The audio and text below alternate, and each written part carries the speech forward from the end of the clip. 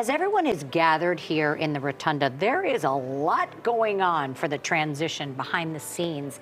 With us now is Michael Busch. He's a former staffer to George H.W. Bush. He was alongside the 41st president in 1993 on the morning of Bill Clinton's inauguration.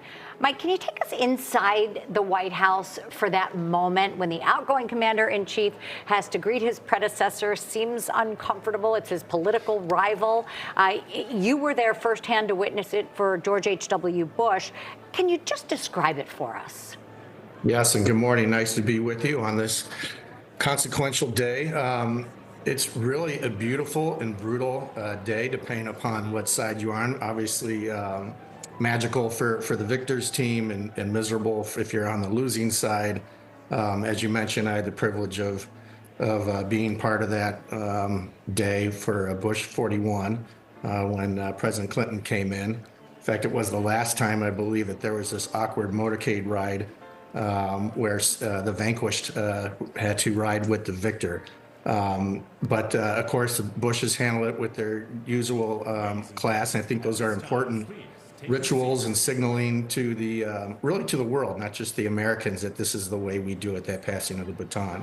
But certainly behind the scenes, there are go teams ready to change it over from the Bidens to the Trumps, and certainly the Trumps have been there before, and so they kind of already know what they like and have their furniture and art and all their personal items to bring in to make them feel at home.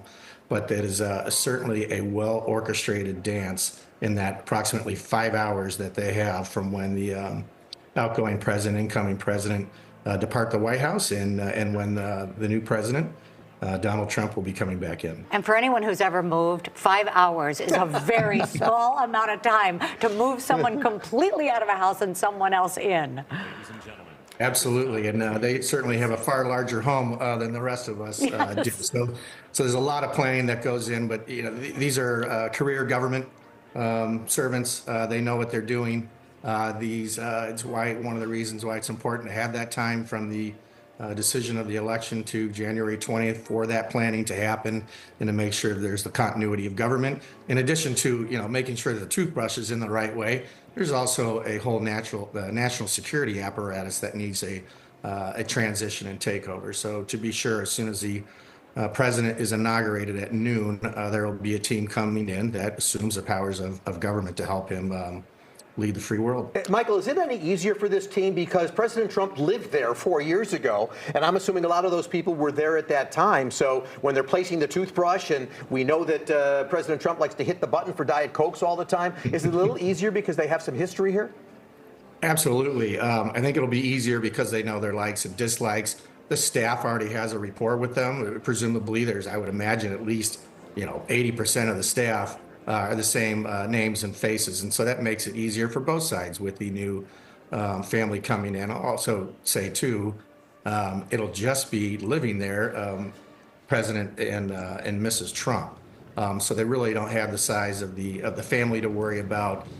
There might be some sleepovers, certainly for the inaugural evening, but when they get settled in, it'll just be President and Mrs. Trump that they're looking after. But to your point, it will be a less stressful situation than a whole new family coming in. Michael, as you're speaking, the Supreme Court justices are walking into the Capitol Rotunda. I want to talk about what you say is the importance of that peaceful transfer of power and the ceremony of all of it, because Donald Trump did not participate in that in 2021. You're absolutely correct. It was unfortunate, for sure. I think it's important signaling to the world of what one of the things that makes America special is, regardless of how difficult that campaign is and those rivalries, and they are humans, it hurts. And they fight tooth and nail to win the presidency. But when that's over, we acknowledge the victory and we move on together. We don't do kings and queens here in the United States, but the inauguration of the leader of the free world is an important moment. It's a consequential moment. And with the commensurate amount of pomp and circumstance and these rituals, these traditions that signal that normalcy and the permanence of our great democracy. Michael, before we say goodbye, I'm such a fan of history. Can you take us back to that moment with H.W. and Bill Clinton I'm just curious, who did most of the talking there? It's such an awkward moment, I got to be honest with you. And I was about 10 feet on to the right of that greeting as they come up the stairs.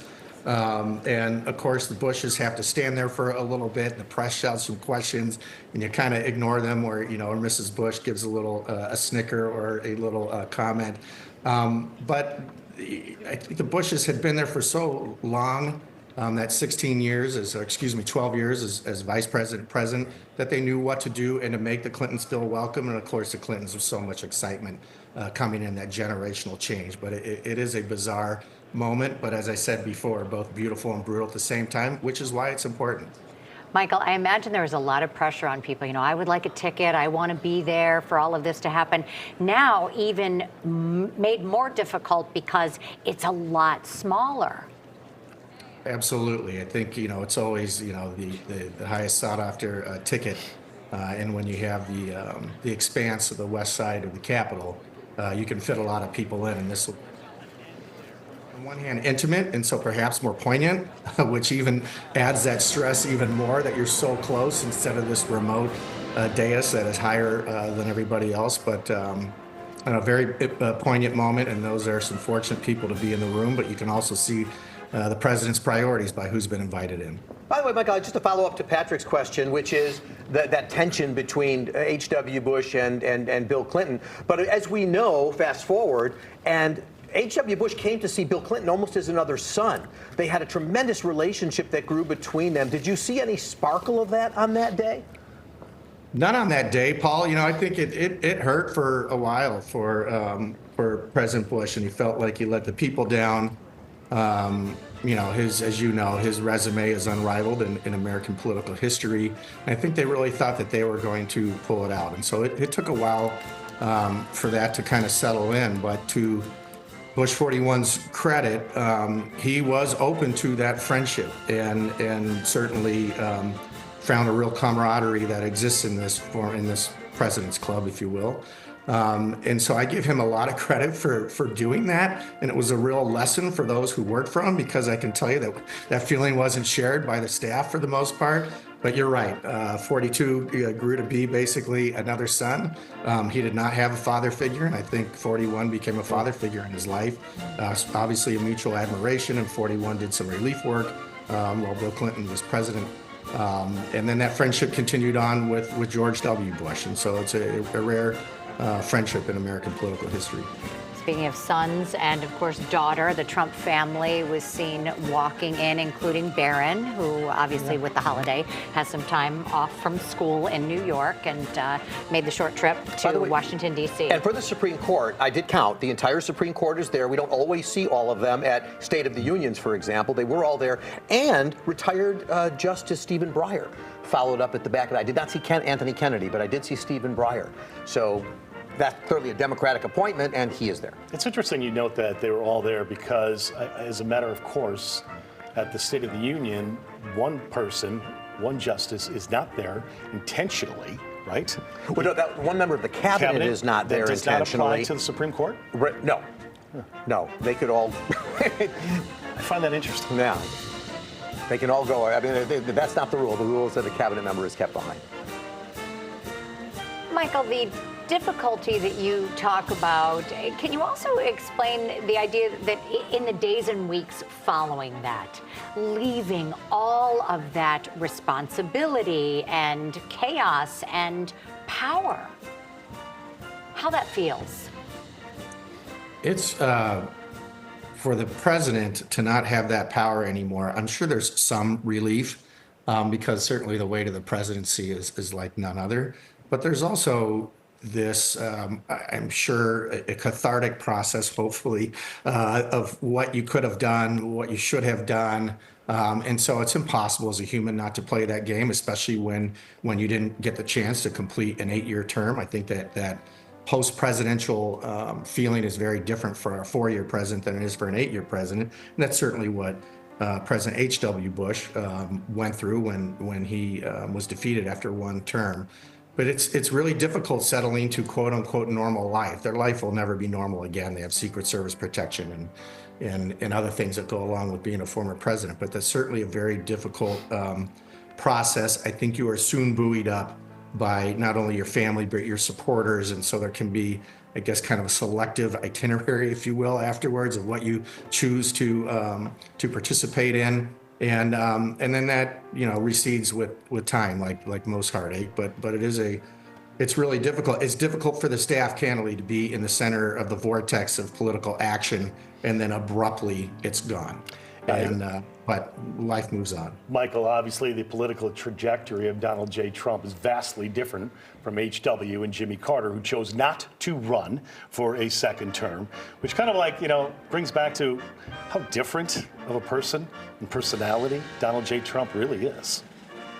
Absolutely. I mean, we are seeing the political comeback of all time. It used to be Richard Nixon, and now it's Donald Trump. And so you have to tip your hat to him that he had the ability to do that, and the fortitude to put his hat in the arena again and make a go of it. And he was victorious, and this is his day, and we need to salute him for that.